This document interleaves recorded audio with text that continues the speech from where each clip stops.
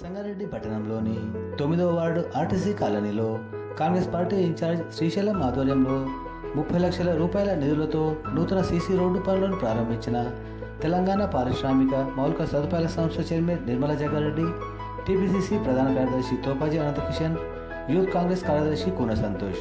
CC road ప్రారంభోత్సవ కార్యక్రమంలో Congress party నాయకులు కిరణ్ గౌడ్, శ్రీకాంత్ గౌడ్, మహేష్ మరియు స్థానిక కాంగ్రెస్ పార్టీ నాయకులతో పాటు ఆర్టీసీ కాలనీ వాసులు మాణిక్ రెడ్డి, రామకృష్ణారెడ్డి, విఠల్ రెడ్డి, అశోక్ రెడ్డి, వినోద్ రెడ్డి, రాజేశ్వర్, రాజు, సురేష్ గౌడ్, విక్రమ్, జవహర్, సూర్యప్రకాష్ తదితరులు పాల్గొన్నారు.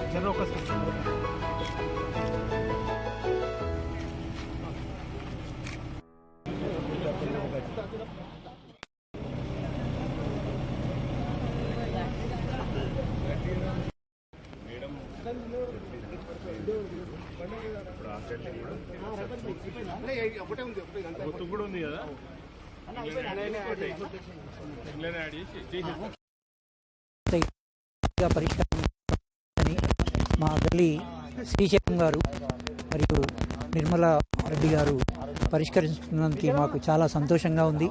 మా గల్లీ తరఫున, ఆర్టీసీ కాలనీ తరఫున మేడం గారికి మరియు శ్రీశైలం గారికి, జగ్గారెడ్డి గారికి కృతజ్ఞతలు తెలుపుతున్నాం.